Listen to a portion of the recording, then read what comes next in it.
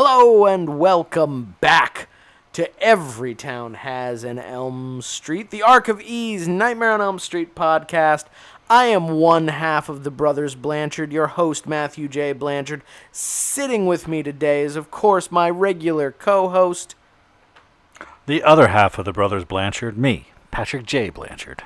And we are once again sitting down to do a deep dive discussion about a Nightmare on Elm Street movie.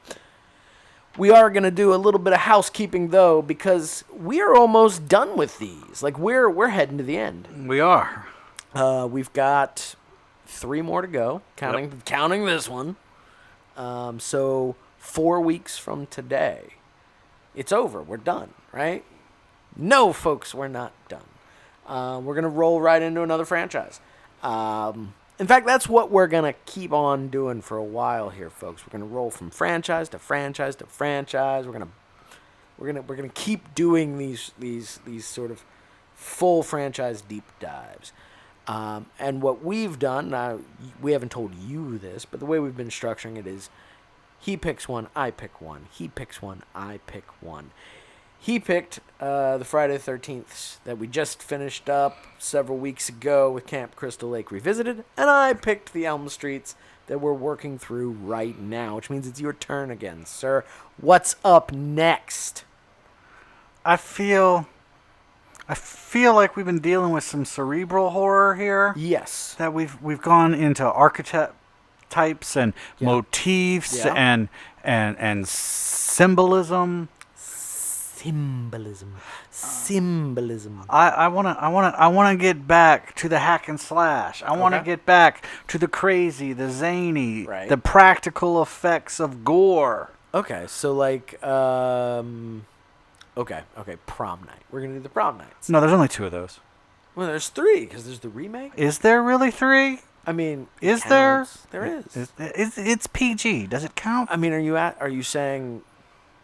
I would say that Prom Night and Prom Night the remake counts more than, say, Prom Night 2 Hello Mary Lou. I don't know. I'll go with Prom Night. You like like Mary Lou. I do like a shitty movie. I do. All right, so but classic slasher stuff like Sleepaway Camp. No. Oh, wow. Crap. We could do Sleepaway Camp. We could, but we're not doing Sleepaway We'll Camp. save that one for later. I refuse to do Sleepaway Camp now. We'll save that one.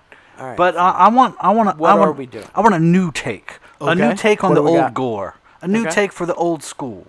A new take on the old school gore.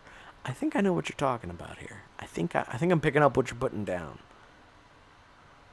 You wouldn't be talking about the Hatchet franchise, would you? I would totally be talking about Adam Green's Hatchets. Sweet.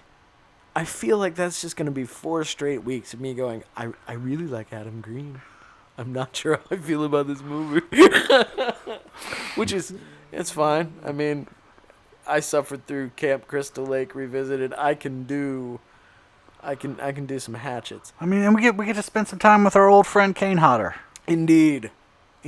Our old friend Kane Hodder, who was dealt dirty and didn't get to finish out his franchise, so he's going to get his own. He's going to get his brand new own franchise. I've only seen the first one and bits and pieces of 2 and 3. So I didn't really dig the first Hatchet when I watched it. It didn't appeal to me. There's nothing wrong with it. Yeah. I like the story behind it, and I like Adam Green, I think, more than the actual finished work.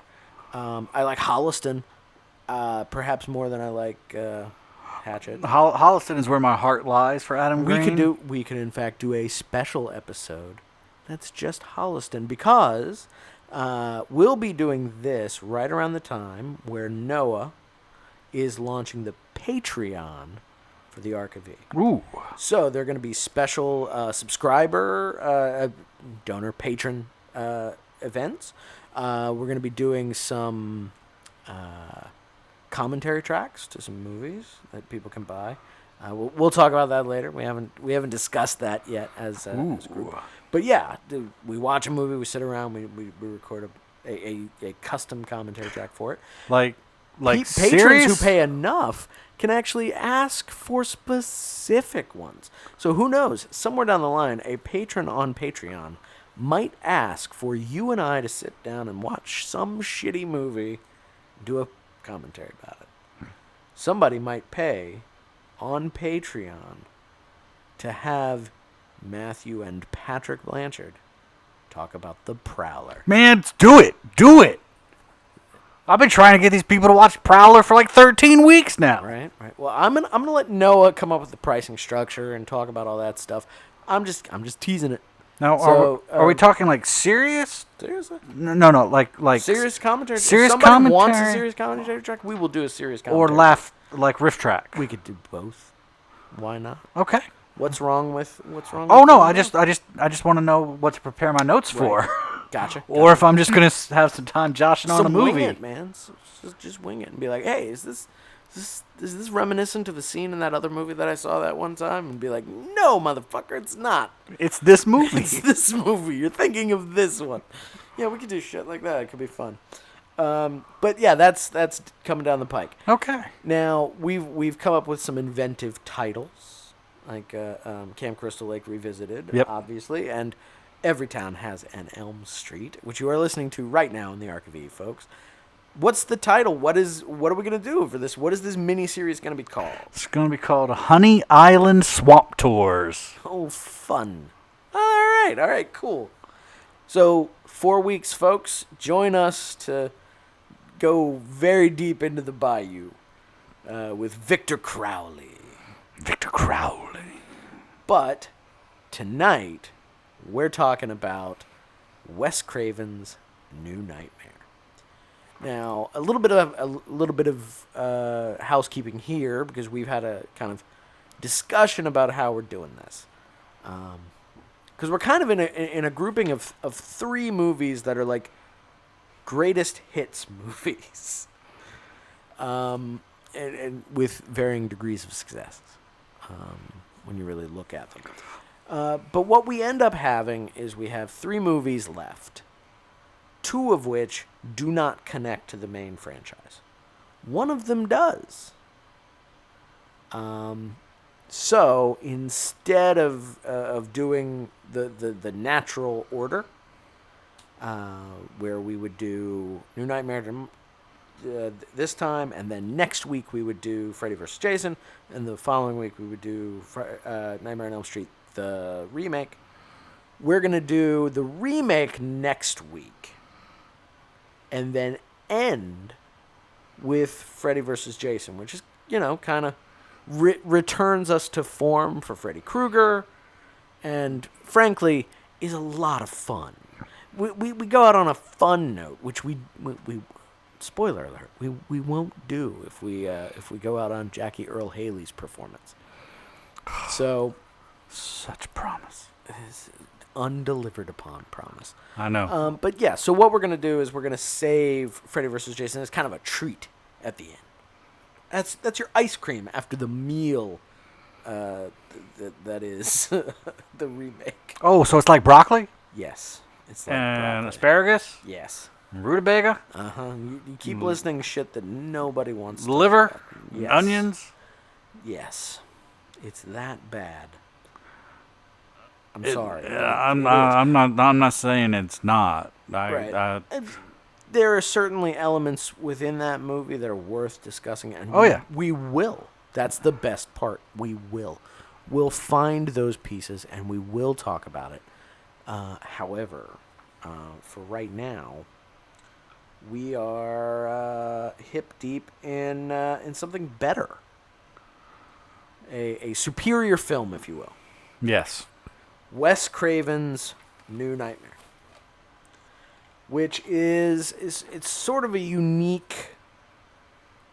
a unique place in the franchise, because it comes on the heels of Freddy's Dead: The Final Nightmare, and during the lengthy pre-production process on Freddy vs. Jason, or what will become Freddy vs. Jason.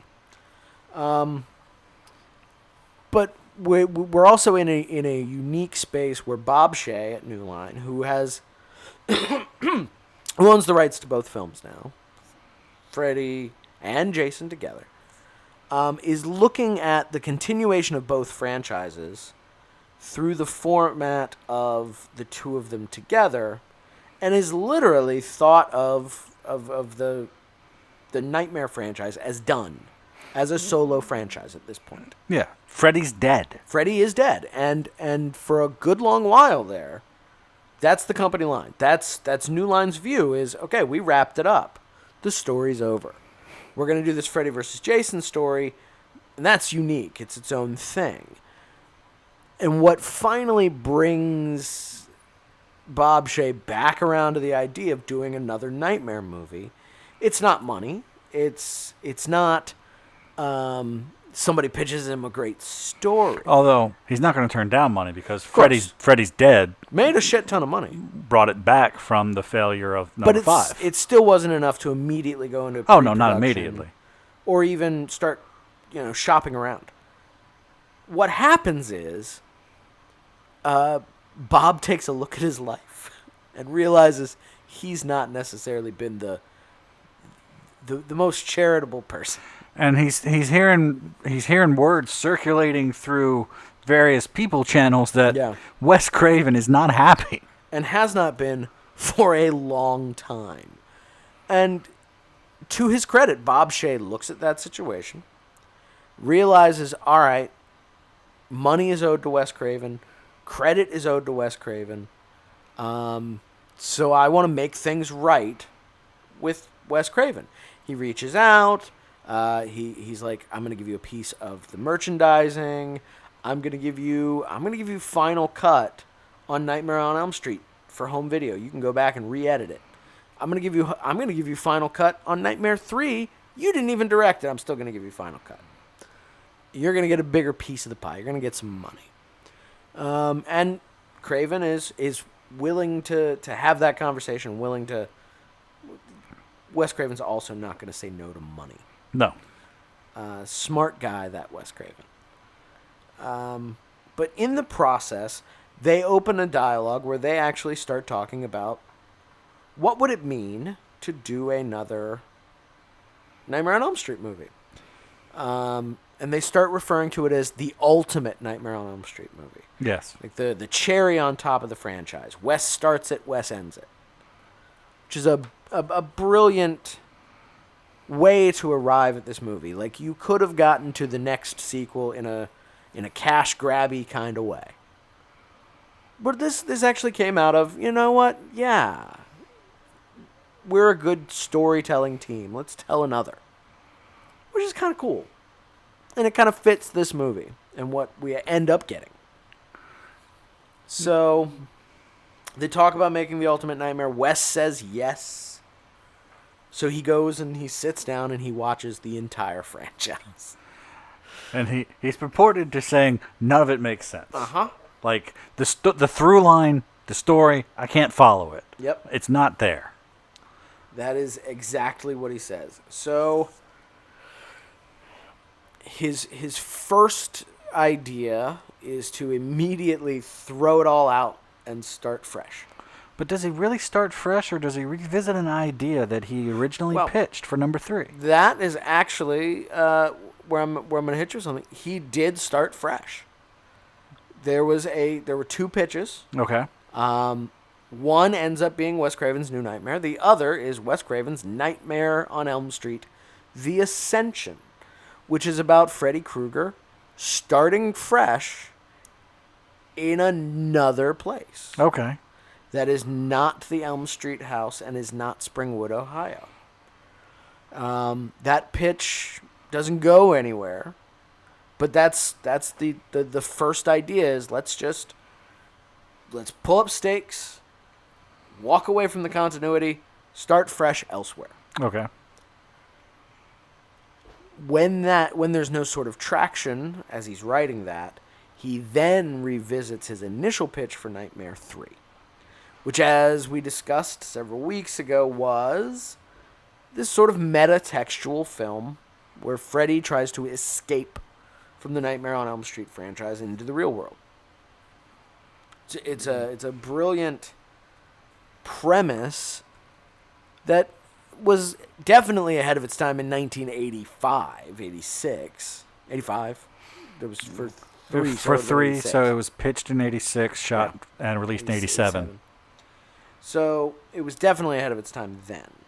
It might be ahead of its time in 94 when they're looking to put it in theaters. I'm going to say that it's just barely ahead of its time. It's just barely ahead of its time, and I have one major anecdote about this movie that involves like me talking with a buddy of mine, a friend of mine, a colleague of mine in college for 7 hours about this movie.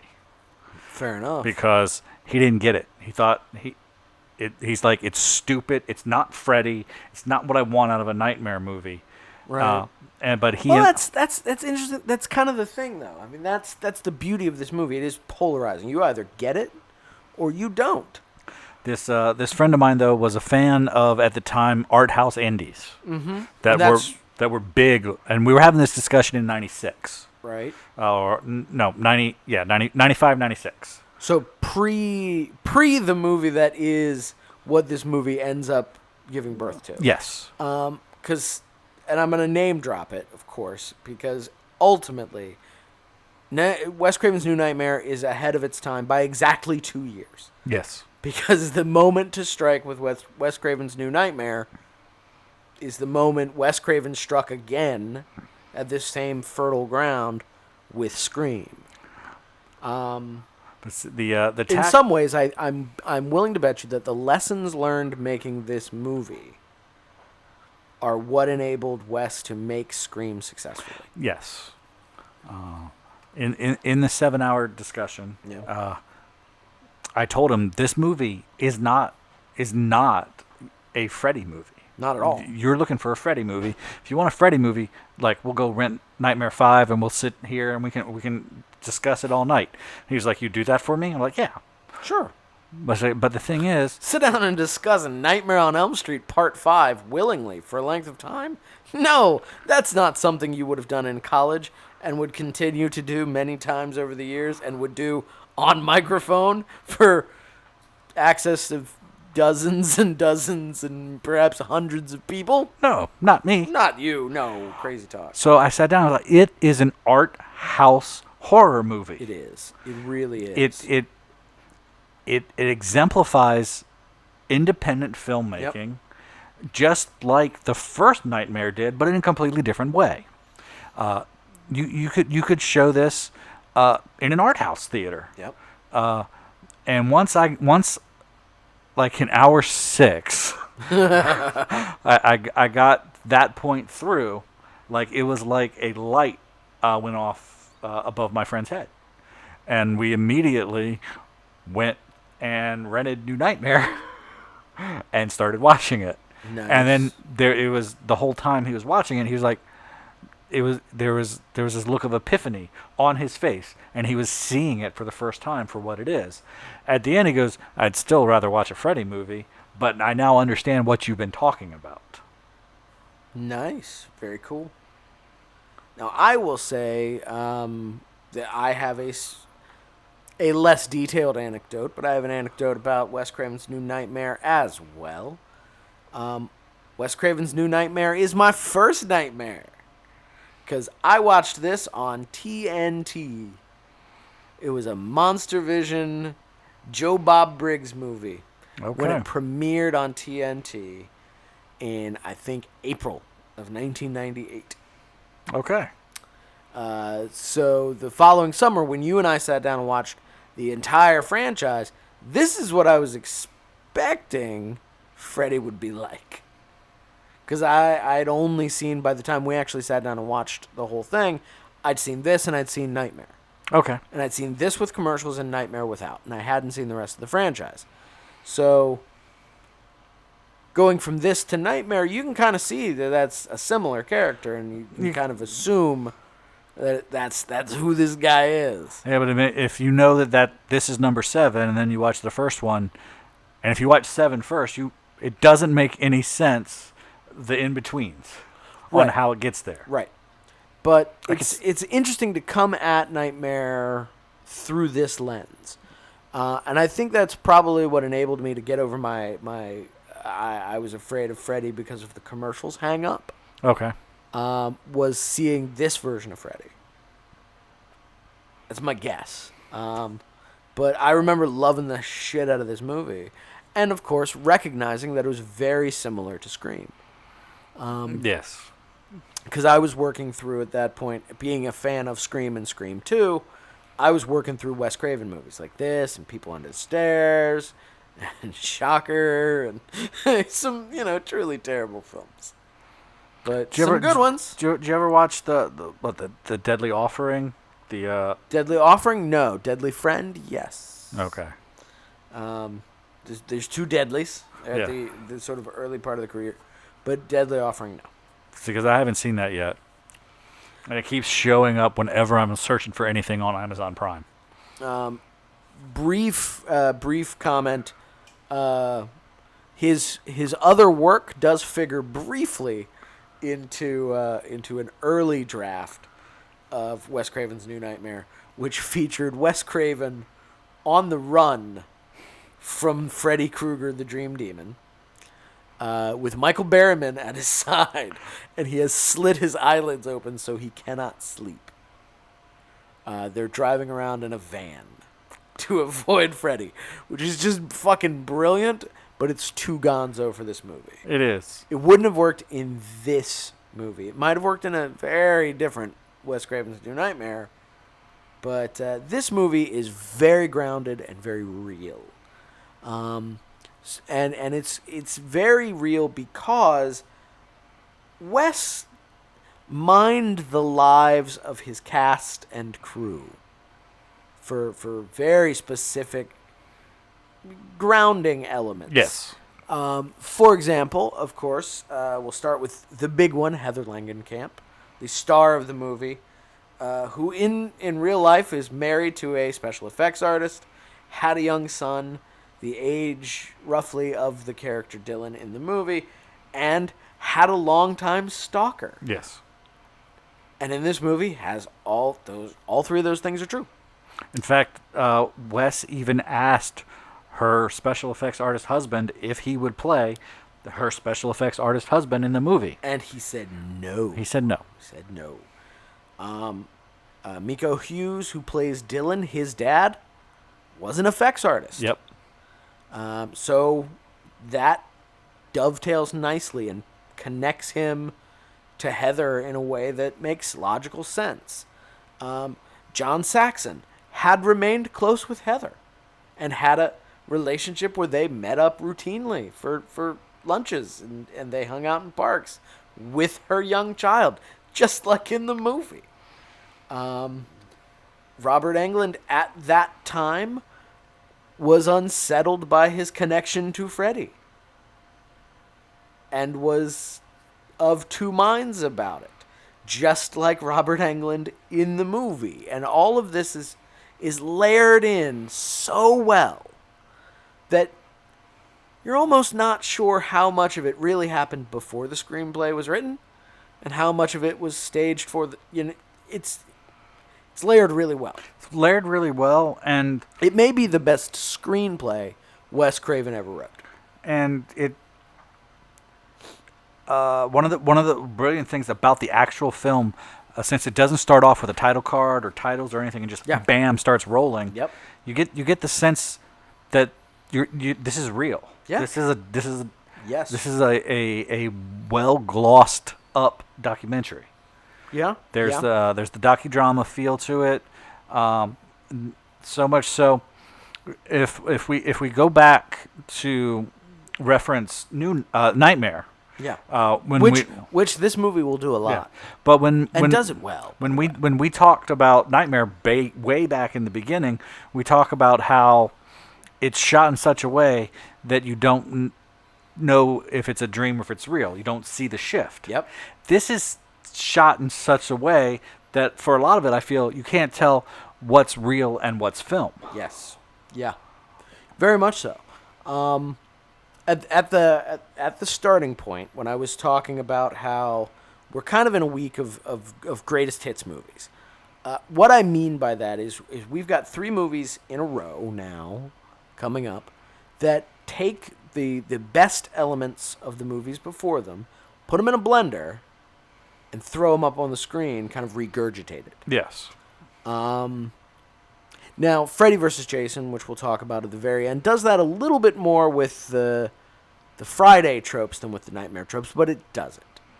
But this movie, and the movie we're going to talk about next week, do it exclusively with Nightmare on Elm Street, the first movie. And when I say varying degrees of success, I mean this movie does it very successfully, and Nightmare on Elm Street, the remake, does it very unsuccessfully. Yes. They both homage almost the same stuff. Like, they hit the same beats. But Wes Craven does it much better in 1994 than ye randos, whose names I'm blanking on for the moment, do in 2010. Which is saying a lot because, they've had more time with the material. Oh, it was the director was Samuel Bayer. Right. On that guy.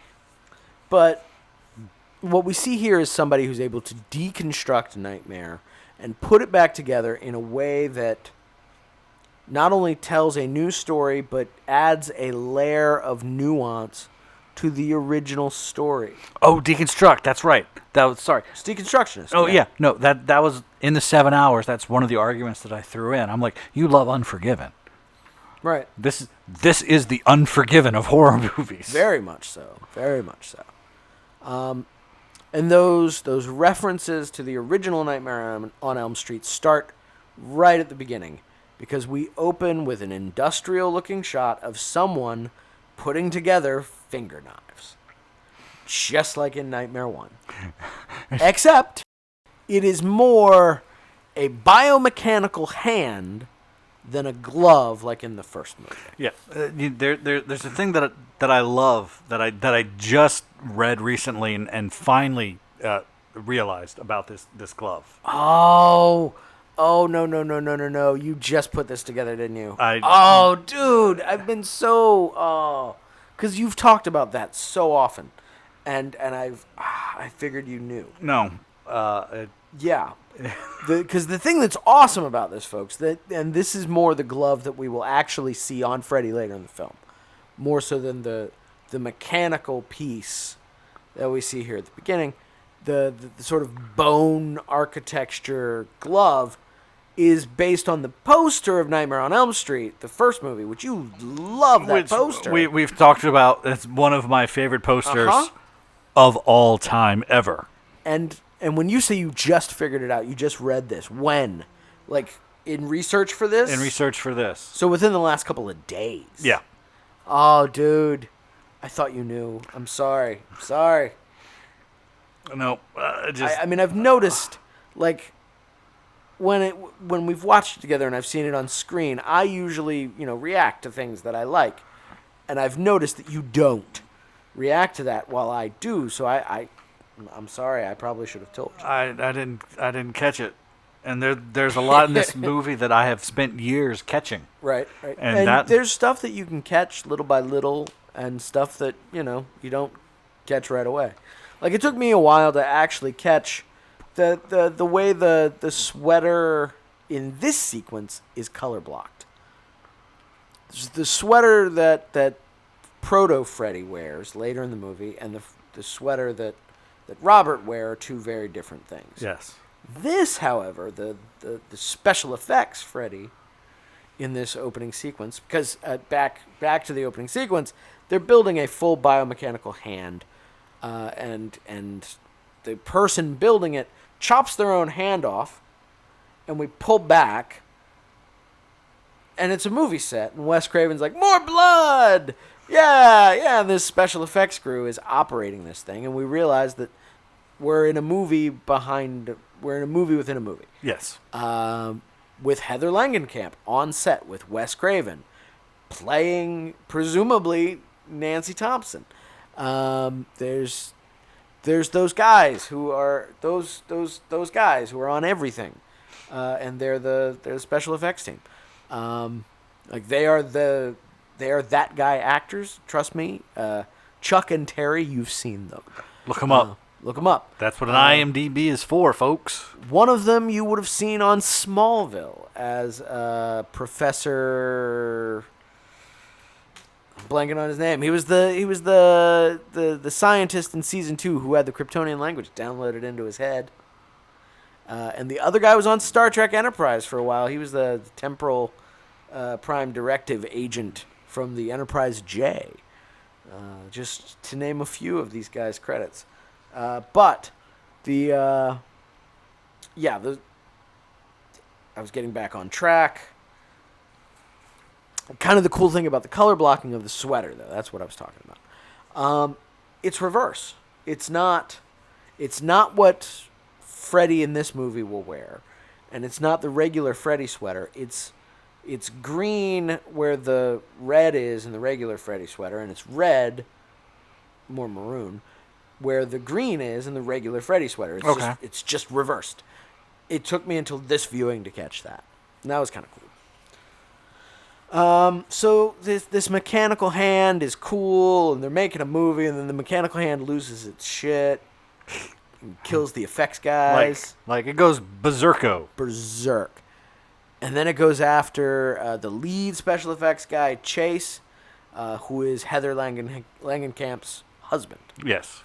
And then, right as it's going for him, Heather wakes up in the middle of an earthquake. And you see, she tumbles out of bed. She falls a bit. And the thing you see as the quick transition is the glove cutting his finger. Yeah, Chase's finger. And it cuts through 2 fingers. Yeah. And then in the aftermath of the quake, as they're cleaning stuff up and running down and making sure their son's okay. Making sure their son's okay. Their son, who is carrying the most important character in the movie at this point. Rex. We introduced him right at the beginning. Rex, the stuffed Tyrannosaurus Rex, who is sort of his guard throughout the entire film. Chase has cut his fingers in the exact same place where Freddy cut him. And as anybody who's a fan of the series or just listening to us talk about the series, it's always important when somebody is cut in the dream and is wounded in the exact same place in real life. Yep, that is a standard trope that we've talked about many times and we'll talk about again. But Chase immediately scoffs it off with he cut his finger in the earthquake. Yeah, and there's a mirror that's shattered, so it makes sense. Things are still kind of up in the air and questionable. It's possible that it's just a regular dream at this point. As things settle down, they discuss Chase leaving to work on a job. He's a little hesitant to go because of the stalker. Yes. He wants to make sure that the stalker really hasn't called in a couple of weeks. And Heather says, no, he hasn't. Heather's lying, folks. She's good at it. She's an actress. Yeah, he's lying. So Chase leaves to go to his work. Chase is also a filthy liar.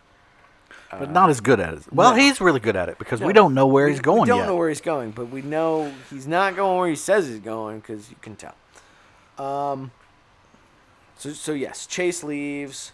And as he leaves, there's an aftershock that breaks the wall. In the bedroom. Right above Nancy Thompson's bed.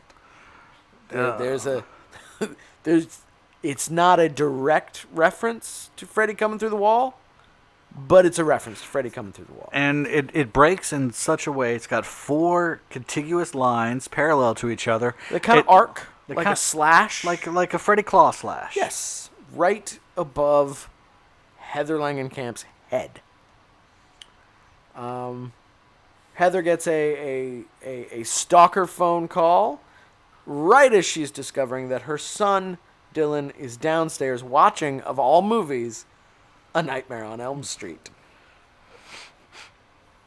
Amazing.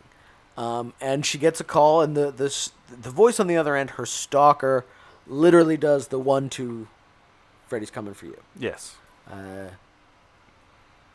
She hangs up before he can finish. She calls back. And unlike the dulcet tones of Roger Jackson on Scream, This voice is clearly Robert Englund. It's Robert Englund. You can tell. Particularly when he's like, Freddy's coming for you! You just, it's clearly Yes. Robert Englund.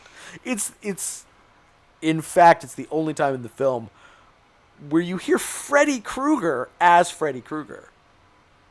I mean, that's Freddy's voice. He doesn't do Freddy's voice playing Freddy later in the movie. He does for one line with the that's great, babe. Right. Yeah. That's the only one. Yeah. It's the only one. So, calls back, gets the Freddy's coming for you. Then Julie the babysitter shows up. Julie the babysitter is played by Tracy Mittendorf. Julie Au-Pair. Julie Au-Pair. You may remember Tracy Mittendorf as the girl in the very first episode of Angel, who Angel saves in L.A. You may remember her from other things, but that's what I was thinking of. You may remember her more recently as the mother from Scream, the TV series. Yes. Which I suspect we'll talk about in the future. But yes, I always think of her, though, first as Julie. I always think of her as Julie. And second as the character from the first episode of Angel. Angel, kids, is a great show starring David Boreanaz, who has not aged at all. No, he's aged a little. A little, tiny little bit. Like I've seen some promos for SWAT that he's on. And yeah, he's aged like half a decade. He's not on SWAT. Years. He's on the SEAL show. Yeah, Navy SEALs. He's easily aged like 5 years in the last 20. So I know, and he's like 5 years older than me. Right. So Julie the babysitter is coming over because Heather is going to go on a talk show because it's the 10th anniversary of Nightmare on Elm Street. By the way, did we neglect to mention that this movie, What? New Nightmare, is also coming out on the 10th anniversary? What? Did we miss Nightmare a on meta Elm Street? point? I think we did. Damn it. Damn us. But I'm mentioning it here. I know. But it'd been so much cooler if we'd have mentioned it back when we were talking about the meta element at the beginning. Right. Yes. So she goes to do this interview show, and while talking about Nightmare on Elm Street, she is asked about the effect of horror movies on children. Because you know who I want to ask about the effect of horror movies on children? A horror actor.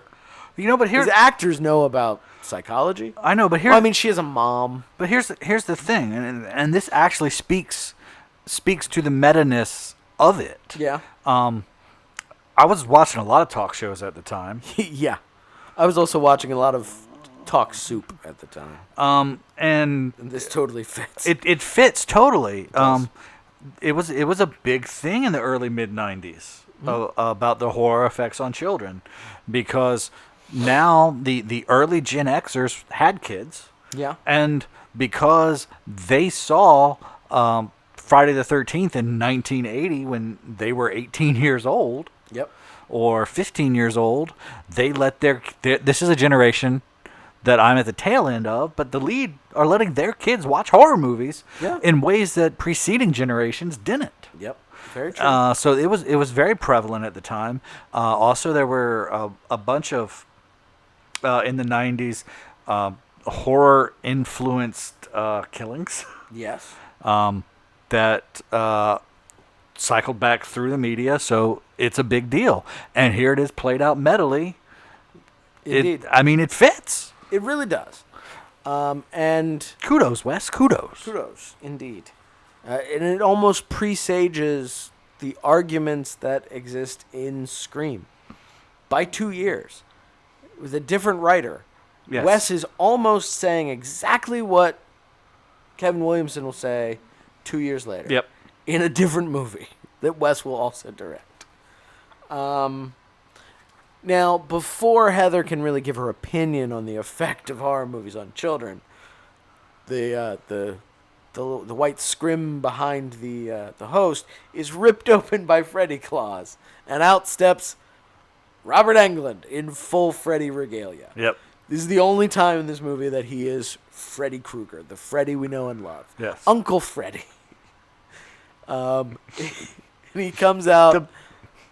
What is he? What did he call himself? The Benny The Benny Goodman of horror. Yep. And he comes out to this wonderful TV talk show synth rendition of the Nightmare on Elm Street theme that I fucking love. Like that alone, that little piece of music, just it's so perfect. Brum, bum, bum, bum, bum, bum, bum. It's just so good. It's so perfect. I love it.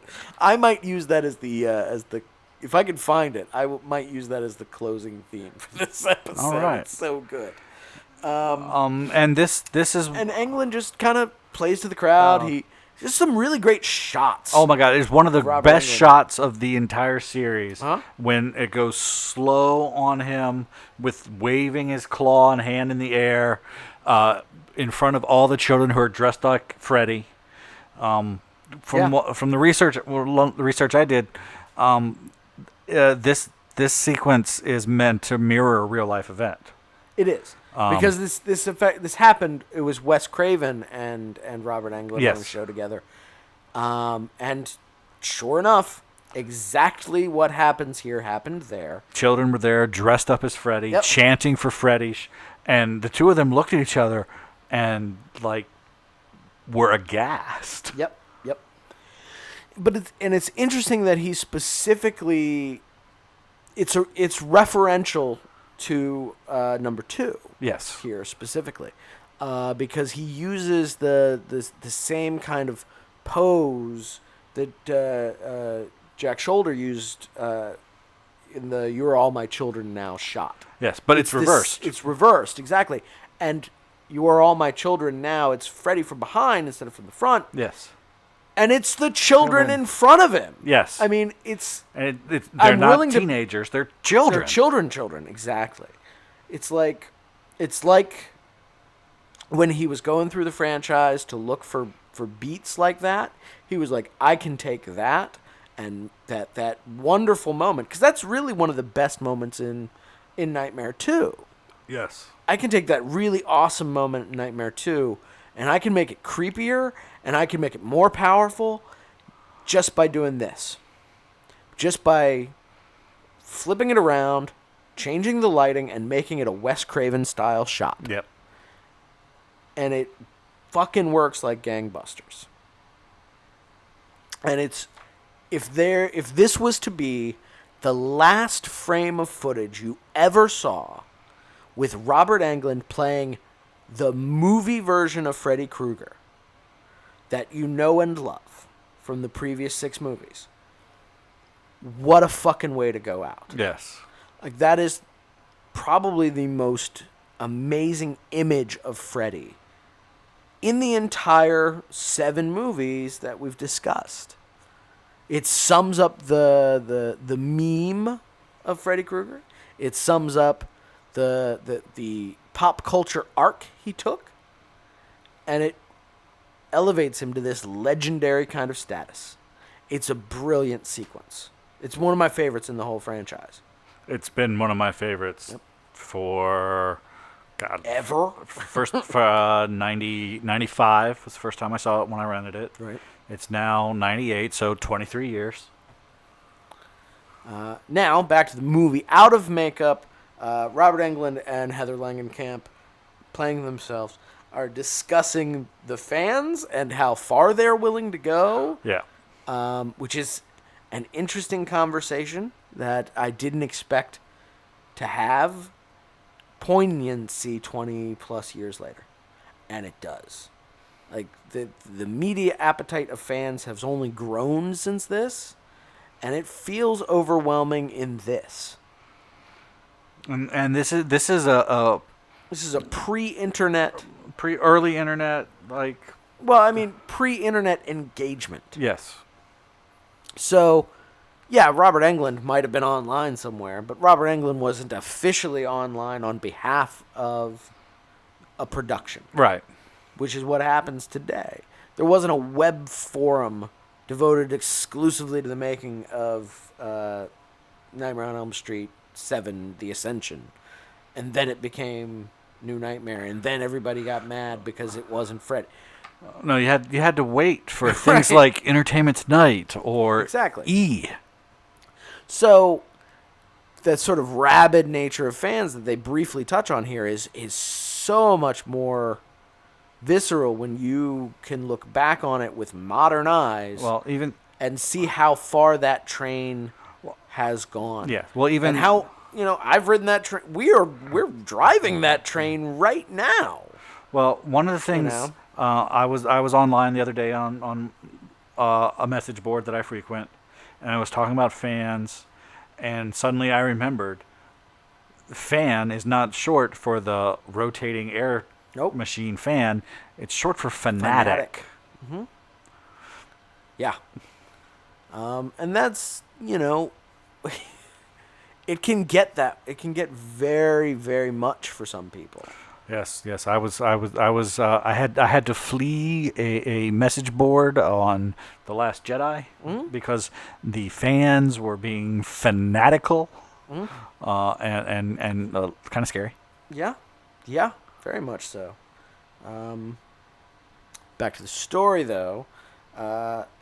After that sort of exchange and that conversation, Robert Englund is talking to Heather about how the fans would love to see Freddy and Nancy together again. And almost immediately, there's a phone call on a cell phone delivered to Heather Langenkamp. It's Sarah Risher from New Line Cinema. It's actually Sarah Risher, producer of the Nightmare on Elm Street movies, and she's inviting her to New Line to come talk to her and Bob Shea, and because Bob wants to talk to her. Bob has something to pitch, and Bob pitches Heather on a new Nightmare movie because Wes is writing it. Wes is having nightmares again. I asked him why he hasn't written anything. He said he hadn't had a nightmare. Yep. And it's Bob Shea playing Bob Shea, folks. And it's amazing. Like, we've seen Bob Shea in all of his little cameos. Yes. And here he is. And the ultimate Bob Shea cameo is Bob Shea. And he reveals that, Wes's script, Nancy is the star. Nancy's back. Yeah. But he also reveals that it's a family affair because Chase and his FX team have already taken the job and are already working on the new Nightmare on Elm Street movie, designing the new look of Freddy. Which is just fucking genius. Like, that's where he's at. It's like that's why he was being secretive. It's like, Bob, you let the cat out of the bag, man. Right? What are you doing, Bob? I want to take Bob Shea to task for something, and this is it. Right. And this is really the last time we're going to get to talk about Bob Shea. Yes. Yeah, we can talk about him a little bit in Freddy vs. Jason. I feel like not really, because he's kind of divorced himself from that process at that point. And yeah, we've said a lot about Bob Shea. I think we're done. I think we've said all we can say about Bob.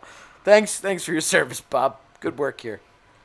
So Heather doesn't commit to the project, and she goes home.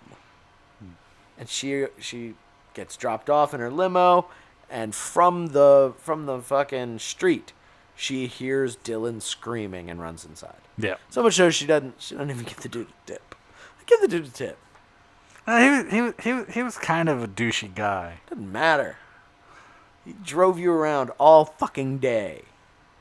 And it's a limo. So maybe he's getting paid well. So she runs inside to check on Dylan, who is screaming repeatedly. And what she realizes he's screaming is, never sleep again. Yeah.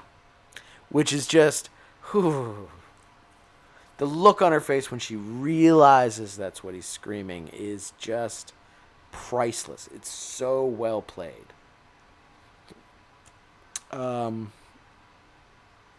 Julie tries to be like, oh, he was asleep. He didn't watch any movies.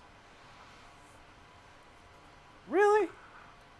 That's the first thing out your mouth? That sounds to me like you watched some movies.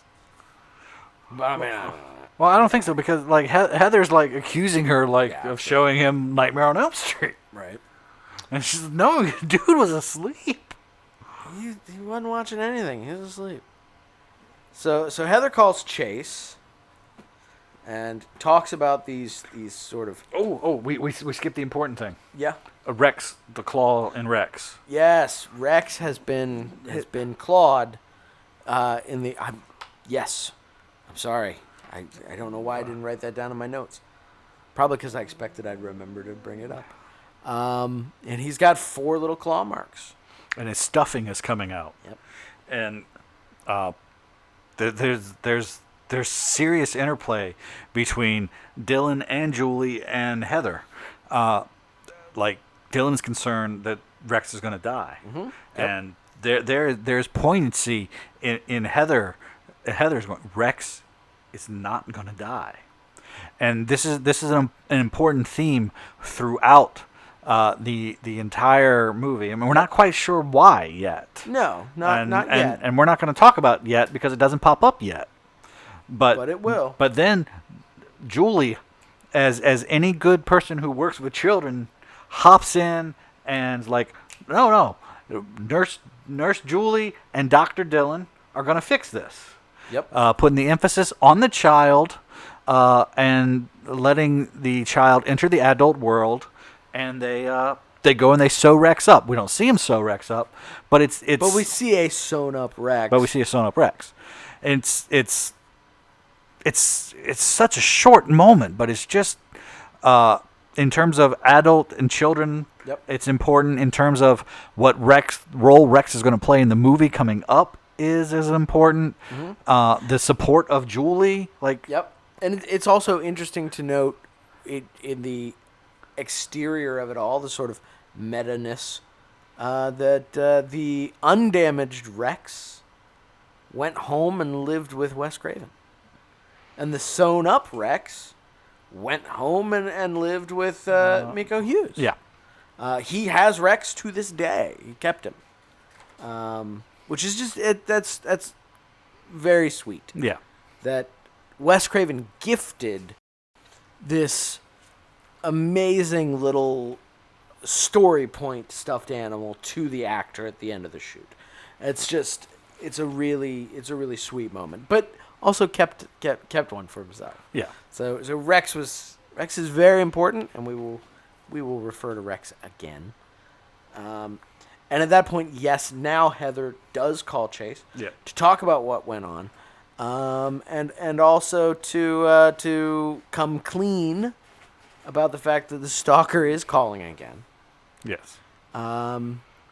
Chase is explaining that he's overworked because Chuck and Terry didn't show up for work today.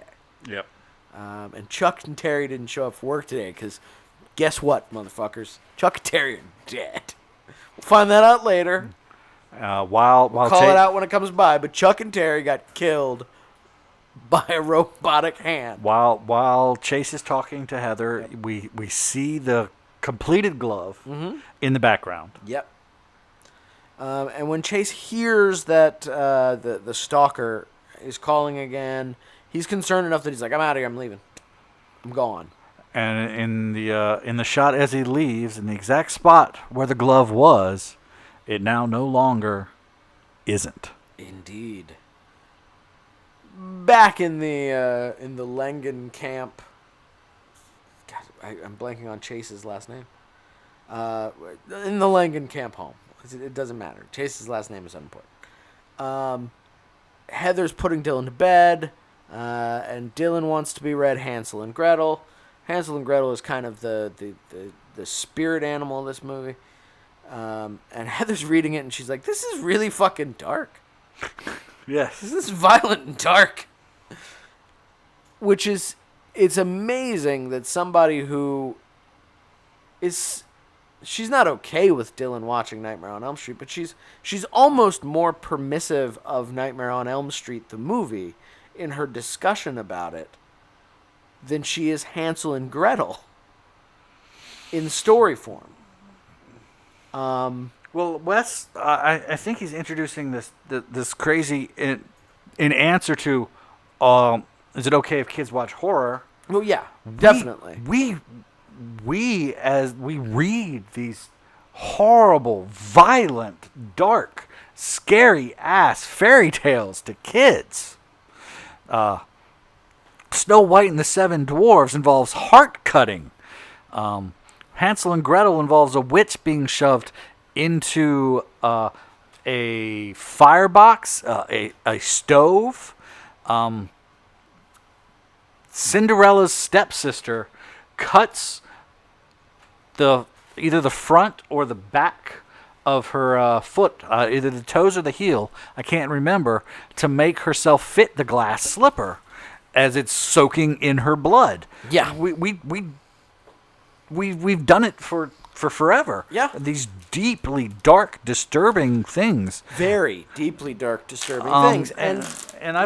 It's interesting that he takes a character like Heather and says that she is more permissive of the modern version of it than the original. It's very interesting. There's a lot of I've read reasons that why it's okay to do these things is because through these fairy tales we allow children who are just beginning their cognition to explore and understand the concepts of death in a safe situation. Yeah, and it makes sense. So, but she doesn't want to continue. It doesn't matter. Kid's got that shit memorized. Like he just starts reciting it because he knows it backward and forward. And he has to. You have to hear the end of it for it to have power, or else it's a story. A story without an ending holds no meaning. Yes. Which I could talk about in terms of all sorts of other media, and if people want to listen to me ramble on about Batman: The Dark Knight Returns, right, right, we can totally do that. We can do all sorts of comic-based stuff that this ties into on another podcast. But we're still talking Nightmare on Elm Street, so let's get back on the chase because this movie is very dense, and if we meander too much, we will come in long. And we've already been talking a good little bit about this movie. And the moment right after Hansel and Gretel is the Rex moment. Indeed. Which, Heather is pulling away. She sees something at the end of Dylan's bed, and she's like, "What's that?" And Dylan's like, "Follow me," and goes under the covers. And Heather goes under, and down there is Rex standing up under the covers. And Rex... he's my guard. Rex is his guard from the evil man with the claws. He says it right there. The evil man with the claws. And I don't think it dawns on Heather at that moment. No, it doesn't seem like it does. And then Chase nods off while he's driving home. Yep. And there's a CG seat that evaporates for the glove to come out of the chair. It's honestly a lackluster moment in this movie, but I see what it is. It is Wes Craven trying to put right a previous movie's kill that maybe went too far. It is the slow your roll, let's do this indie style version of the death of Dan from Dream Master. Dream Child. Dream Child. Sorry, yes, not Dream Master. Dream Child. He's in Dream Master, but he's in Dream Master and Dream Child. Yeah. I just misspoke. Yeah. No, that wasn't for you. I was letting the audience know. I would have caught it, and I would have done the same thing. So it's effectively it homages that without the vehicle swap, and it plays much cleaner than the version in number 5. Heather wakes up on the couch from a nightmare immediately after the crash happens, almost as if she was dreaming the death, to find Dylan creepily downstairs talking to her about just so much creepy stuff. Yeah. Kid's creepy, man. Well, yeah. I mean, I've seen Pet Sematary. Mm-hmm. Yes, folks, he's the kid in Pet Sematary. He is the kid in Pet Sematary. So yeah, he's being all creepy, and then the police show up to tell Heather Langenkamp that her husband is dead from a car crash. Yep. And now she has to go and ID the body. Which, folks, means it's time to go visit our friendly neighborhood mortician, a.k.a. Kenny the Cameraman, W. Earl Brown. No way, this guy's too skinny to be Kenny. It is Kenny the Cameraman. It flat out is, folks. It's this kind of reusing actors that has made Wes Craven movies so much fun over the years. And in this case, this is the first time we see W. Earl Brown in a Wes Craven movie. Yeah. And it's nice to see a presaging of a Scream character in this movie when Scream will call back to Nightmare 1 so well with Joseph Whipp. So Yeah. it's really a lot of fun. But it's a really gruesome scene where she's being asked to ID a body, and she looks at the chest and she sees something. She asks him to show it again because he's very hesitant to do so because the body got chewed up in the accident. She wants to verify it's claw marks. Yeah. His chest has been clawed by Freddy fucking Krueger. So we then have Chase's funeral. There's an earthquake at Chase's funeral. Casket falls into the grave. Dylan disappears. Heather hears a noise and goes to investigate and discovers that Dylan is in the casket with Freddy. Yes. And this is the moment in the movie where Freddy, this version of Freddy, with his newly restructured makeup. I think we shouldn't refer to him as Freddy. Okay. I think this is based on everything that we have talked about in the preceding 6 movies. This is the ultimate expression of Fred Krueger. Okay. So this is Fred. Fred. We'll differentiate Fred and Freddy. What I was going to point out, though, was this is the moment where Fred looks the most like Freddy. Yeah. And behaves the most like Freddy. But the makeup's off. You get this. It is different. You get this, like, you know that's Fred or Freddy, but it's not. But with what you know about the rest of the film and the way the makeup looks in the rest of the film, the way it's lit, the way it's shot, I really think this is a transition piece that is neither of the two. I think it's in between somewhere to bring the audience on board. Yeah. To slowly onboard us to the new Freddy. And if you notice that appliance changes a little bit throughout the movie, and I think that's why. I think it starts out as Freddy and slowly but surely becomes the dream demon, Fred. And I think that's intentional. Heather jumps down into the casket to try to pull Dylan out.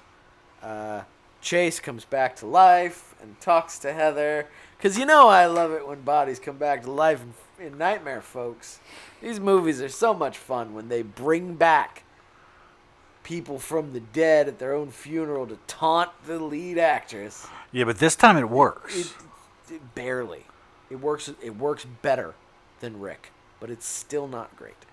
And then Heather wakes up kind of laying in front of the casket with John Saxon over top of her, being all paternal and shit, like he really is Lieutenant Dad. But he's just John Saxon. He's just John Saxon, folks. And this is a quick callback. She's bumped her head. She has bumped her head. And she has a cut now on her forehead. Yep. In the exact same spot where in the original movie, the first movie, she has a cyst. Yep. The actor Heather has since from 84 to 94 had the cyst removed. Yep. But this is, it's changing Heather into Nancy. This is the first. Yes. First feeling. Yep. Robert Englund says, I'll be there if you need me. John Saxon's here for her as well. Dylan, I have in my notes, this is great. Support is offered. John Saxon wakes her up. Everything's good. Dylan is fine, period. next note. Dylan is not fucking fine. That is my very next note. See, mine Dylan is fine. Dylan is not fucking fine. See, mine goes John Saxon, and then goes Dylan is watching A Nightmare on Elm Street again. Obsessively. He's sleepwalking. He's obsessively watching Nightmare on Elm Street. He's screaming when he gets caught and wakes up. And as well he should be. His dad just died. And he at this point, Dylan is doing the 1-2. He's doing the jump rope song. Yep. And he says he heard the kids saying it under the covers. Yeah. Which is... She still doesn't seem to grasp these things her son is saying. But she does recognize that there's something wrong. So she talks to the kid and tries to comfort him about Chase's death by telling him that Chase is with God. Which sets up the most haunting scene in the movie. Because Dylan is like, so do you have to die to go to God? And Heather's like, no, you just have to pray. So we got John Saxon and Heather hanging out in a park while Dylan is playing on a jungle gym shaped like a rocket ship. And they're talking about Dylan's issues coping, which, for fuck's sake, it was yesterday. And Heather's worried that there's crazy in the family and she might pass it on. Right. And which is just amazing, but understandable. But neither one of them, as they're talking about Dylan and they're talking about paying attention to Dylan, are actually fucking paying attention to Dylan, who is climbing that goddamned rocket, which is a very tall, would not fly in today's worlds of playground structures. Oh no, not at all. Actually, I don't even think there was enough sand on the ground in that one. They're supposed to be 6 inches. Yes. So he gets all the way to the top, and Heather finally notices right before he falls off. And at the top, his arms outstretched in the exact same as Freddy pose from the talk show. And then he falls. And Heather runs and runs and runs and catches him just in time for him to dejectedly say to her, God wouldn't take me. Which is, oof. Like that one just, that one's a gut punch of a line. Yep. Meanwhile, elsewhere, Heather gets another letter from her stalker. Literally, it is the letter E. Yes. In what appears to be burned out pages of a Bible. Or some other book. But I think it's a Bible. Yeah.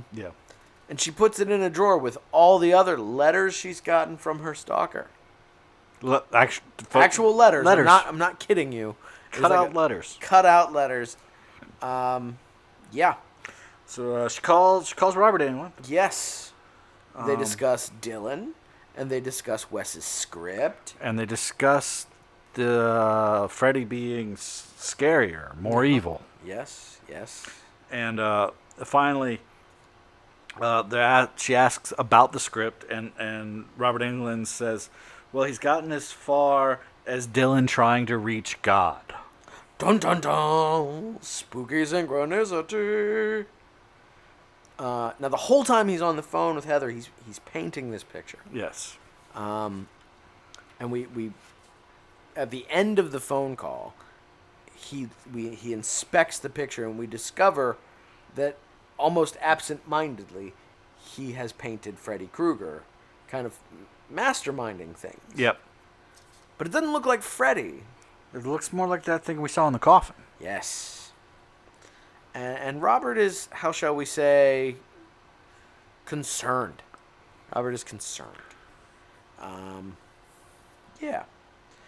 Now, the interesting thing is, this is where Robert will exit the movie. Yes. We won't see Robert Englund again. There was another piece of the movie that got cut, Yeah. where shortly after this scene, Robert was supposed to have a Freddy dream. So Freddy was supposed to be a spider, spinning this red and green web and rolling Robert Englund up like a fly. That fits way more in a the Nightmare on Elm Street movie than in this movie. In a 4, 5, or 6. Yeah. Where the dream and what they do in the dream is more important. Well, they didn't even shoot the scene. Yeah. So I suspect that Wes had that same thought. Like, oh, yeah, I don't know that works in this movie. But there's no other way to really get rid of Robert Englund, so he's just kind of summarily written out. Like, later on there's a phone call. We'll call it out when we get there, but it's just like, yeah, wait, he's spooked. He left town. Heather, we after this, Heather's in the kitchen. Dylan he's doing the jump rope song again. Yep. And attacks Heather with knives taped to his fingers. Well, that is actually the second thing that happens. The first thing is she has her first dream interaction with Freddy herself when she's in her bed and the claws come up Jaws style through her mattress. Oh, yeah. And she gets attacked by Freddy first, and then goes downstairs thinking she's awake and gets attacked by Dylan, who has used athletic tape to tape knives to his fingers. Yes. She then wakes up again and goes downstairs to find that Dylan has taken all of the old stalker letters and spelled out the phrase, "Answer the phone." And he's circling it, saying, "Never sleep again." With Rex in his hand. Never sleep again. Never sleep again. And then the phone rings. And she answers it. And it's the Freddy tongue gag from the first movie. And Dylan has some kind of seizure. And screams and stuff comes pouring out of his mouth. So Heather takes him to the hospital, where we meet Dr. Hefner, played by Fran Bennett, in the honestly one of the creepiest performances in this movie. Is somebody who, for the most of the time, is a doctor. Dr. Bennett believes the problem with Dylan stems from Nancy having made those horror movies and let her son see them. Yep.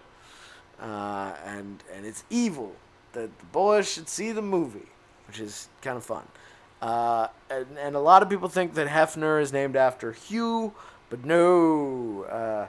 Hefner is named after MPAA chairman Richard Hefner, who was the bane of Wes Craven's existence. Makes sense. At various points in his career. Makes sense, because Dr. Hefner's the bane of Heather's existence. Exactly. And if you're going to put, a scene together where somebody is espousing these views where the violence in a movie is damaging to people, why not make it the MPAA chairman? So Dr. Hefner says she needs to keep Dylan overnight for observation. Here we have the Lynn Shay appearance of this movie, where Lynn Shay is a nurse who gives Dylan a pill that Dylan will not take. Yes, and Heather lays the important seed here for later in the movie. She tells Dylan he's got to fight it if he wants to come home, and home is just past the freeway. Yep. So Heather was supposed to meet with Robert. Yes. So she calls Robert, and this is where she gets the call. Nope, he is. We're going to be out of town for quite some time. Yes. Which is just terrible. So she's like, screw it, I'm going to go see Wes. I'm going to go see Wes. And this is it. Wes is going to explain the central conceit of this movie. And wow, like, exposition, man. There's something meta about the writer and director delivering the exposition to the audience. It's something doubly meta about a scene where the writer and the director delivers the exposition to the audience in a scene where we reveal that everything he's saying is on a screenplay that he is currently writing in the movie. just fucking head. This is like the trippiest Yes. of the meta stuff is right here. My favorite thing on the commentary is when Wes says, "By the way, Wes Craven doesn't live in a house like this, folks." Right. It's been a long time since I listened to the commentary, but yeah, I remember laughing my ass off at that. So basically, short form version of this: there are dream demons that exist as boogeymen, right? And sometimes, every now and again, these boogeymen, dream demons, are attracted to stories about them, right? And every now and again, a story is strong enough that it can trap one of them in the story and sort of protect the world from them for a time. But the problem is when the story dies. Right. When it becomes too familiar or watered down or sequelized. banned. And bad sequels at that. Wes is making his own meta commentary Yes. here about the quality of the previous Nightmare on Elm Street movies. So when this happens, the evil is set free. And he's also in world saying that it's the quote unquote death of Freddy that has enabled this. Yes. Because the character is dormant, because there isn't a movie. And because this dream demon likes being Freddy. Likes being Freddy Krueger, so he is Freddy again. He's trying to. He wants to cross over out of films into the real world. And the only way to protect the world from him and kind of put him away back in his box would be to make another Nightmare on Elm Street movie. And this is the moment that I'm talking about, where they move into his little writing area, and he's like, and I have the dialogue written down because it's such a great moment. When he says, we're reaching a point where you're going to have to make a choice. And she's like, what choice? And he says, whether or not you're willing to play Nancy one last time. Yep, I had the same. Pan over to the computer that he writes on. And it's the screenplay dialogue. It's not a printout. It's as he's typing it of that exact line of dialogue. And what I've got to wonder is, if you're Wes Craven performing this scene, you play it straight like this. But if you're the real Wes Craven and you're having dreams that are prophetic about what's really happening, and you've written down a conversation between you and your lead actress for 2 movies, and she shows fucking up at your house, and you find yourself delivering the same dialogue, are you really that calm and collected, or are you like, oh fuck, oh Jesus, oh God, it's coming real? Well, if you becoming unglued in that moment. If you were anybody else, you would play it that way. But not Wes. But you're Wes. You're at essence still an English professor. Right? Yeah, true. You have taken. It is a very professorial scene. I'll grant that. I know they've been illegal at that point for 20 odd years, but I'm sure he held on to his Quaaludes. Oh yeah, probably. So yeah, the things that Wes is writing are becoming real. I made this note just because since there is no Glenn in this movie, Heather has to do her own research. I just jumped to, because the big worry that the doctor is saying is that Dylan has child schizophrenia. Yes. So Heather's doing her own research. Because Glenn Chase has been killed. Because there is no Glenn. And she immediately sees that, the symptoms could easily just be sleep deprivation. Oh, wait. Her kid hasn't been sleeping. Oh. Maybe it's just sleep deprivation. Like in that movie I made. And this is when it's reported that Terry and Chuck are dead. Have been found slashed to death. And that's what the news reporter says. Slashed to death. But then the power goes out because we have another aftershock. Heather hears a noise coming from the closet. She goes to investigate because, you go investigate a strange noise. That's what you do. And the clothes part, and out pops Freddy Krueger, who is, again, this Fred. Yes. And he leans out and in a very non-Freddy voice says, "Miss me?" And there's something about him that he's physically, body type, he's bulkier than Freddy, than Robert even. Yeah. I think he's wearing a padded suit of some variety. He is. There's behind the scenes footage where you can see Robert in the costume. Okay. And it's definitely a padded. Yes, because this demon, this Fred demon, this thing Is not Freddy Krueger. is not Freddy Krueger, is not Robert Englund, even though he's played by Robert Englund. So he pops out, he slashes her arm. The next tremor wakes her up. She runs to the hospital to check on Dylan, but people see that she's her arm is slashed and she's bleeding. So they patch her up. Julie's there because she also wanted to go check on Dylan. well, she had a terrible dream about Dylan. Right. So is new Fred after her too? Is that going on in the movie we're not seeing? Right. Or is this just an artifact sequence that was put in back in an earlier draft when in fact she was supposed to have been possessed by Freddy? Ah. But that got cut several drafts ago. But maybe they just needed to keep that scene. So they stitch up Heather. And she's talking about how she got into tonight's earthquake, and everybody around her is like, we didn't feel that earthquake here, ma'am. And specifically, this gives Hefner another opportunity to moralize about horror movies. And she takes every opportunity she gets to do that, by the way. It's in this sequence that the most important line in this movie for my existence exists. Finally, like, Hefner is like just chiding and verbally clawing into Heather about Freddy Krueger, and finally Heather just explodes with, every kid knows who Freddy is. He's like Santa Claus or King Kong. Yep. And it's true. Yep. I was 9 when Nightmare came out. I didn't see a Freddy movie. I hadn't seen a Freddy movie till I was 16, 17. I didn't see Nightmare on Elm Street until after I saw this movie. But I knew who the fuck Freddy Krueger was. There, 5th grade, 6th grade. I'm on the playground, and we're arguing over who would win in a fight, Freddy or Jason. Yeah. And I knew who Freddy was. Every kid knows who Freddy is. Like, it's ubiquitous. He is America's nightmare. Yep. More so than Jason. More so than Michael Myers. I mean, definitely more so than Michael Myers. Yes. I mean, everybody knows who Freddy Krueger is. Not everybody knows who Michael Myers is.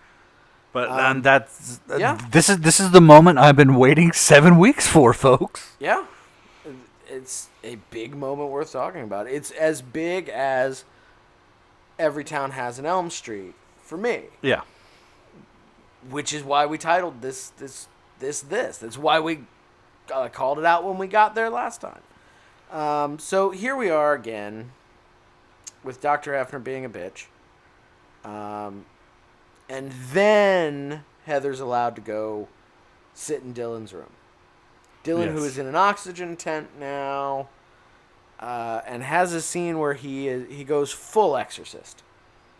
Yes. Like he projectile vomits pea soup on Heather Langenkamp, whilst seemingly possessed by Freddy Krueger. I'm almost there, Heather. So weird. And then there's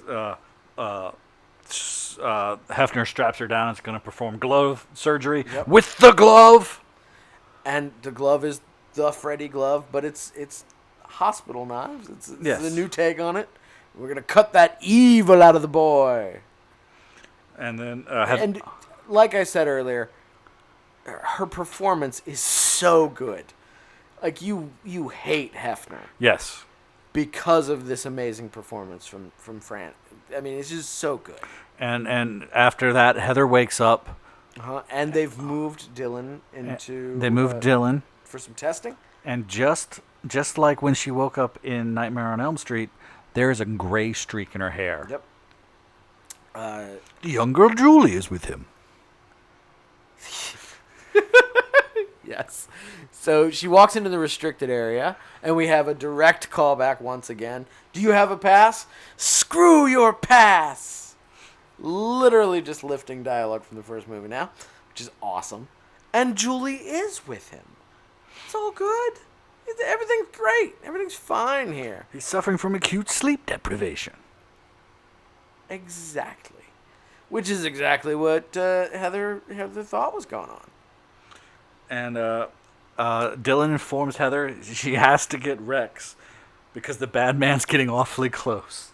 And Heather's like, fuck, I left Rex. And she promises to go and get Rex. And she leaves to go and get Rex. Which is when security and Dr. Hefner... And the line is delivered there. Right. She tells Dylan, it's Nightmare, whatever you do, don't fall asleep. So she's going to go get Rex, and she's accosted by Dr. Hefner. Who want to give her a psych eval before she's allowed to see her kid. And the nurses are going to try to put Dylan to sleep. But Julie, who is not possessed by Freddy in this draft, is doing her best to make sure that doesn't happen. Yes, and while she's doing her best, the nurses are pulling an old switcheroo. Yep. And they inject him with some sleep things. Julie's like, well, I know what's in that one. So she's going to inject the other nurse, and there's a scuffle, and she just like cold cocks a nurse. Yep. I love me some Julie. And right at the moment where you're really like, I love me some Julie. Well, that's when Dylan starts to fall asleep and Fred Krueger shows up. Yep. And he's got his hat, he's got a trench coat now. This is more how Wes envisioned Fred to appear from the beginning. From the beginning. This is the look that he wanted. This is what reminds him of the man he saw looking up at him from the street as a kid. Yeah. And this is his Nightmare Man. And this Nightmare Man, he's fucking scary. Mm-hmm. And he's not funny. And he tries to be, and he fails at it. Yes. He's intentionally off-putting. And we have this great reconceptualization of the Tina kill from number one, with the spinning room and everything. The difference being that because Dylan is asleep, we can see Fred pulling her up the wall and onto the ceiling. Whereas because Rod Lane was awake in the first movie, we only saw the effect on Tina. We never saw Freddy doing it. And Wes has gone on record saying he believes that was a mistake. Showing it? Yeah. See, I disagree. This is one of those moments where I gotta disagree with Wes. I mean, I think it's because it does flip the script a little bit, and it shows the seriousness of what it is, and it opens it up to the imagination. You can now imagine what it would have looked like. See, had it been Freddy in the first movie. In the way that I present it in my head is it's brutal versus scary. Yeah. This time around, it's brutal as hell because we see it. We see the claws. We see the blood flicking off the claws when he points at Dylan. We see the blood trail as he's dragging, and because we see it. It's just brutal. It's like Rob Zombie's Halloween 2. Yes. But you need to give that extra oomph to this Freddy because we've spent so much of the time of this movie building and building and building without actually having much interaction with Freddy. Yeah. We spent a lot more time with Fred Krueger in Nightmare up to this point in the film than we have with this Fred Krueger. He taunts his way through the movie so that he's a presence. Even by the time we don't see him, we've gotten a taste of who he is. Yeah. In that first dream sequence. And in the conversation out in the backyard. Now we've literally got nothing about him in this movie. Yeah. He's a cipher up to this moment. With just the reveal of what he is, like 4 scenes prior. Yeah. Exactly. And now they see Julie dead. Heather's looking for her son, can't find him, and the nurse is like, he was just right here. Right. And He has sleepwalked away. and Hefner's like, he can't have gotten away. He doesn't have to be awake to get away. Heather, you should have said long ago in the stuff that you were holding back from Hefner that he's a sleepwalker. Yeah. But he didn't. So Heather runs after. She gets in her car, which is a callback moment that not a lot of people catch. Heather Langenkamp, as Heather, drives a Volvo station wagon. Yeah. Marge Thompson, Nancy Thompson's mother, drove a Volvo station wagon. That is an intentional choice made by Wes Craven. So Dylan remembers what Heather said. Home is just past the freeway, so he's booking for home. Meanwhile, Heather is calling John Saxon on her car phone because she wants somebody to be at the house in case Dylan gets there before she does. Yep. And John Saxon can make it in time, which is setting up something amazing that just works so well. And then we have this she realizes he's crossing the freeway, so she races up to where she can get out of her car and run after him. He's crossing the freeway. It's all green screen. It's all rear projection. He almost gets hit by a car, and a Freddy claw picks him up and scoops him up and sets him down on the side of the highway. Yep.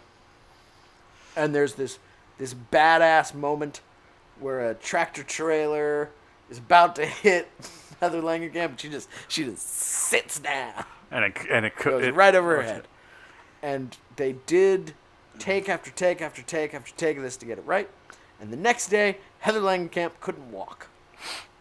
She's like, from sitting down 165 times, my legs would not flex. I could not walk.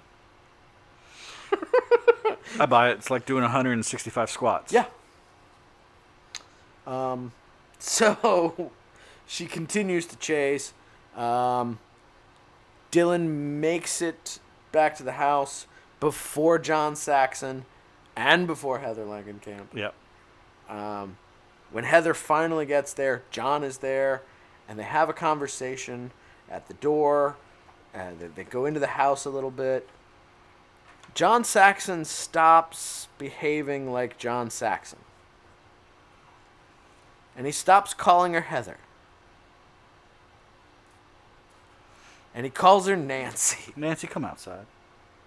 And she says, "Why are you calling me Nancy, John?" And he says, Why are you calling me John? Because he has now become... He's Lieutenant Dad. Lieutenant Dad. So much so that he's standing in the doorway. He's wearing the clothes he was wearing when he arrived, when he was John Saxon. Yep. He steps away, and we cut to him, and he's now wearing his outfit from Nightmare on Elm Street. Also, Heather Langenkamp's outfit likewise changes into Nancy's outfit, or something akin to the sleeping attire from the end of the movie. And then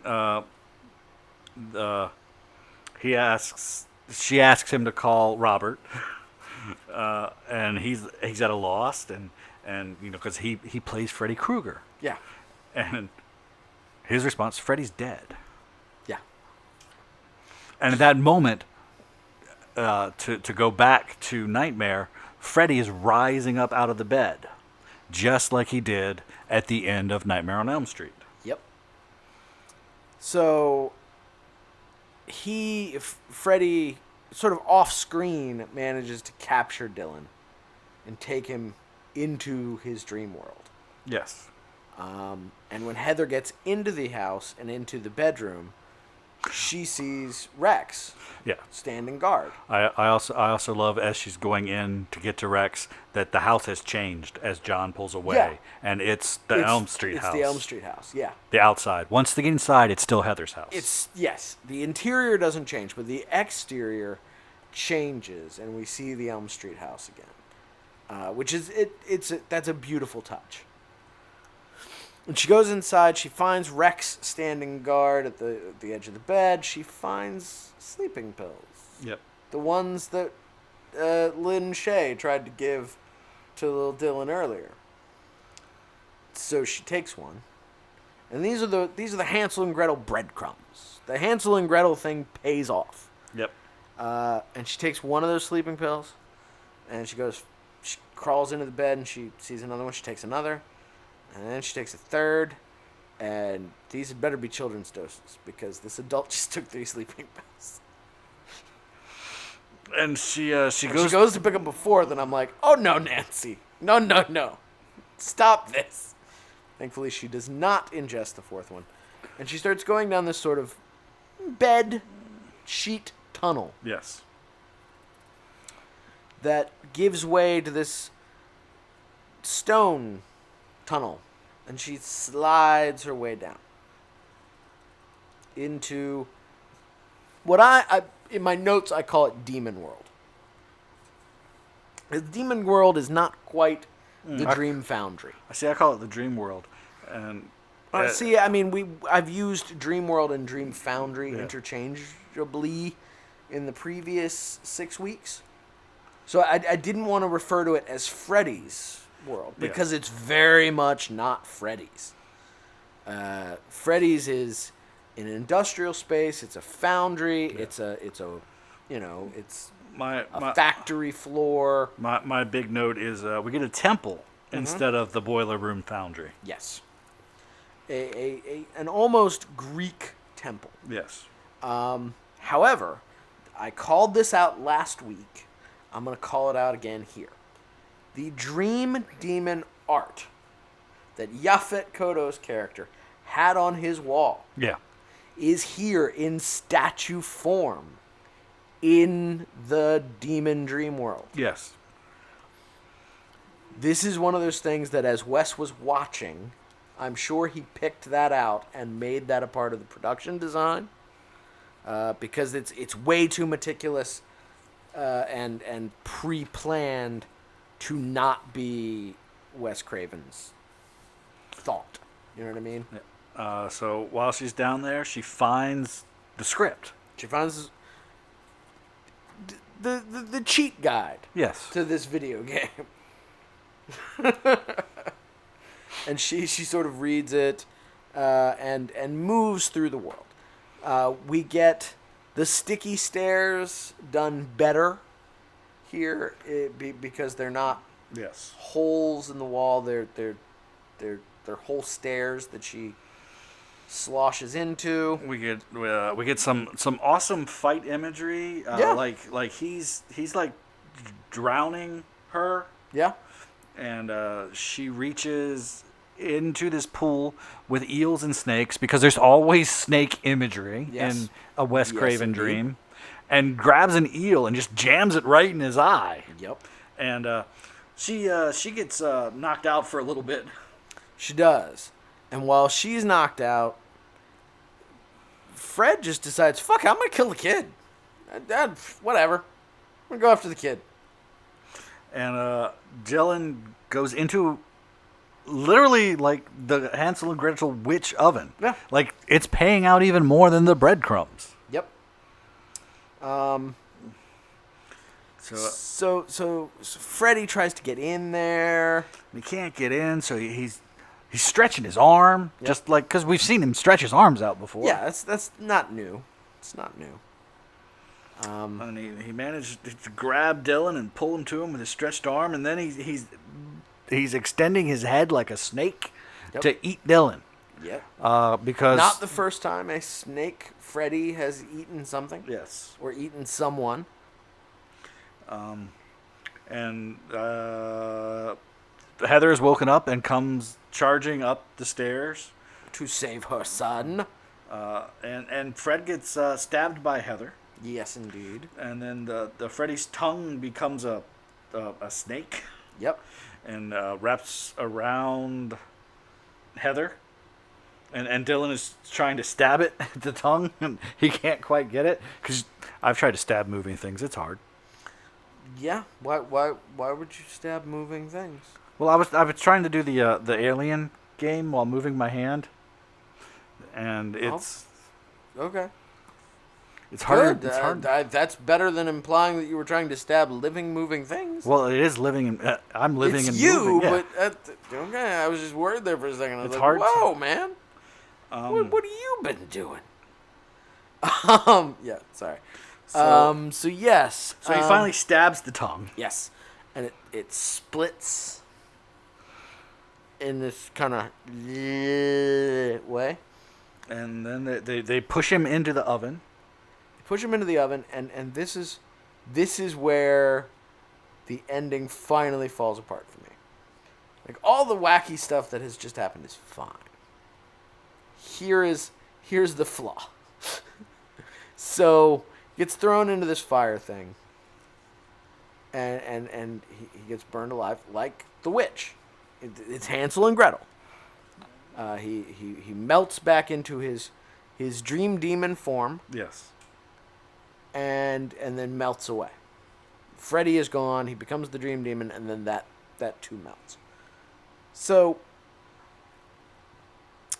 a demon that is weak to fire, to fire, for some reason decided it liked being Freddy Krueger.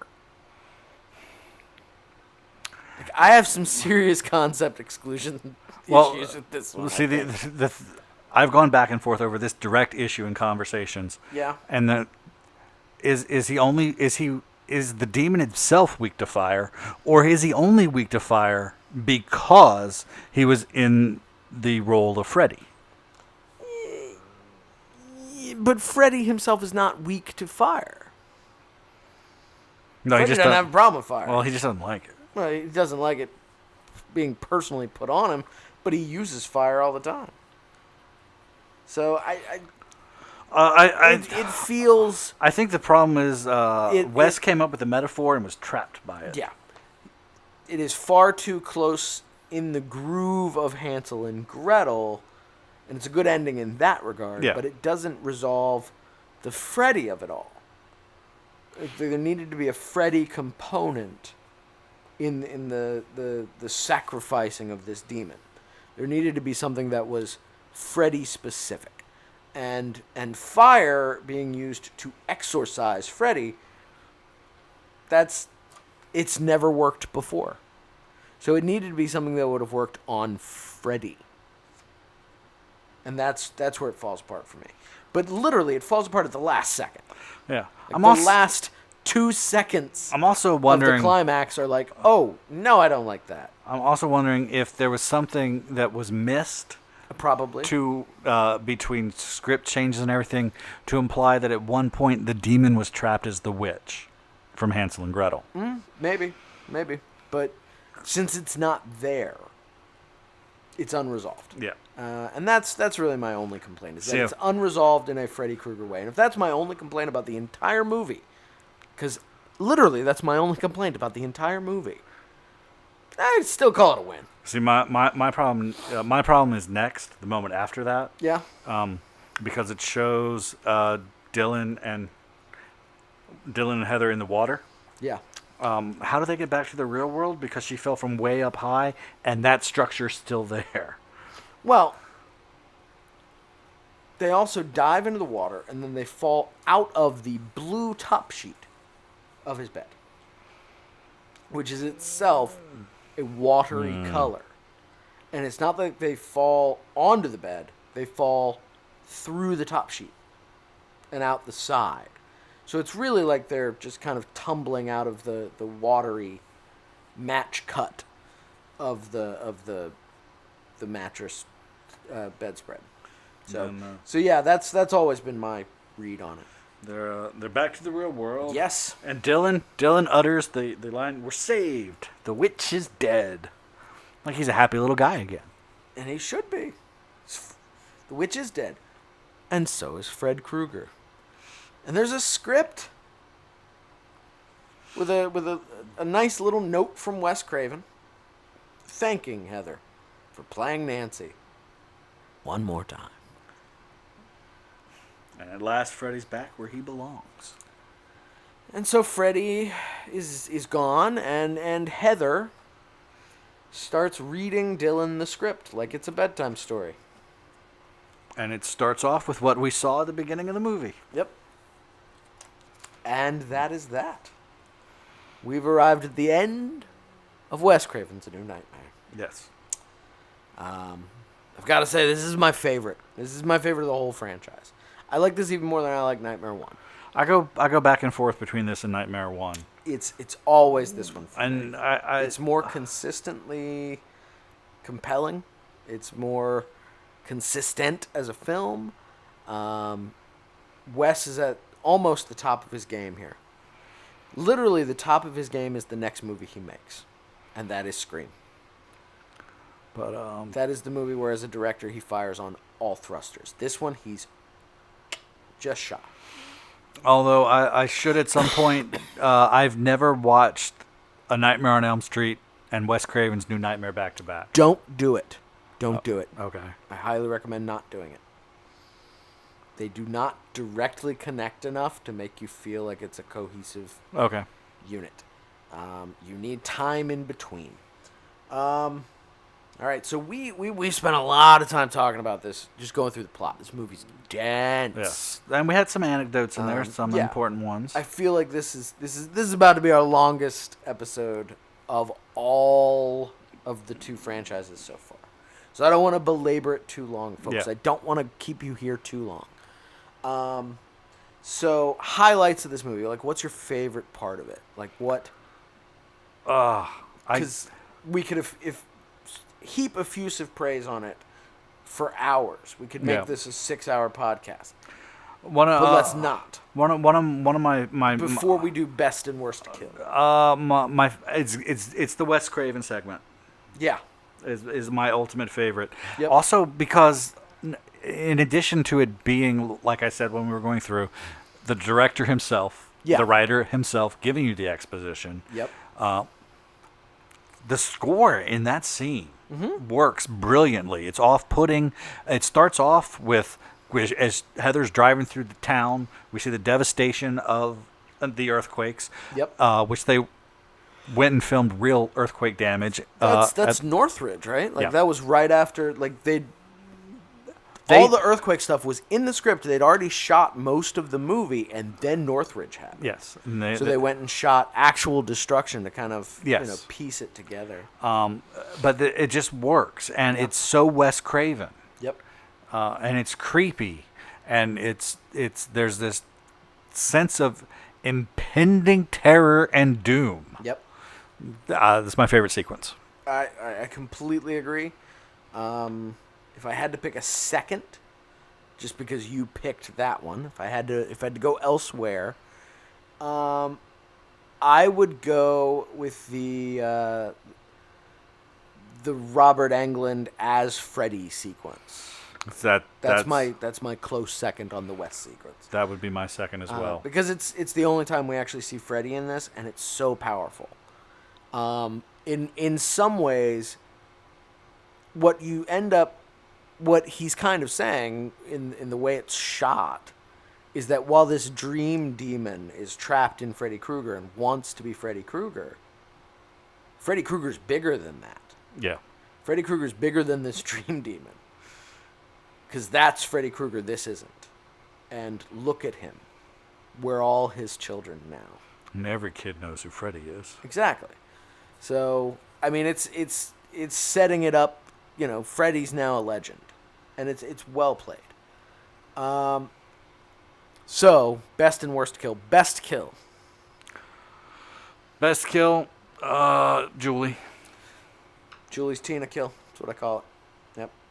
Because I believe it is, frankly, the best kill in the movie. Yeah. A movie that is relatively light on kills. Yes. There aren't a lot of them in this movie. Worst kill. Freddy. Okay. I was going to say Robo Glub slashing of Terry. I think that's better than the fire emulsion suddenly turning into this horrible claymation demon head. It's not claymation. Whatever. It's just not good animation. Speaking of not good CG animation, next week we're going to talk about Nightmare on Elm Street, the remake. And seriously, not good CGI. And it should be, because it was made in 2010. Right. Although there's a reason that the CGI is shoddy that we will explore that you might not know. So, final thoughts on Wes Craven's New Nightmare before we wrap out this almost 2-hour podcast. Do I have time for Financial Corner? Oh, yes, Scott. Sorry. Yes, Financial Corner. Wrap it up fast, though. Okay, so this Try to keep it under 2. This was budgeted at $8 million. Okay, yes. And the prognosis is not good. Oh, Wes, did you not make a successful movie? I mean, if you make your budget back, it's successful, right? Yes. Okay. So in that regard, yes. Okay. In terms of the general world of A Nightmare on Elm Street, no. Oh. 18 million. Ooh. This is the lowest performer out of everything. Oh, Wes, you were the benchmark of quality. 2 years too early. Quality and money aren't the same thing. 2 years too early. 2 years too early. Although, if he made this 2 years later, he wouldn't have made Scream. I'm caught in a vortex, can't do it. Right, yeah. And I certainly wouldn't want Wes Craven's New Nightmare to be his follow-up to Scream. No. No, then it'd be derivative of Scream. Yes. Scream, by the way, we will definitely be talking about before this year is out, folks.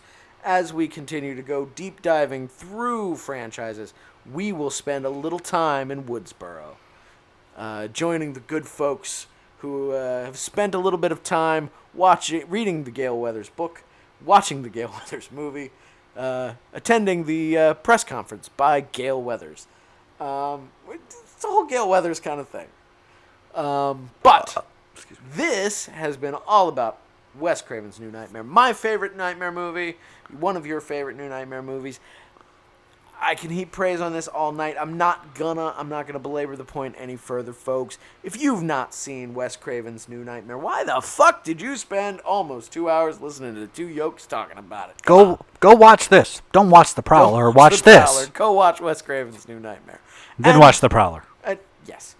And then next week, join us right back here for our next installment of Every Town Has an Elm Street, where we're going to look at the 2010 remake of A Nightmare on Elm Street, starring Jackie Earle Haley as Freddy Krueger. Until then, folks, never sleep again. We've been the Brothers Blanchard, and this has been Every Town Has an Elm Street.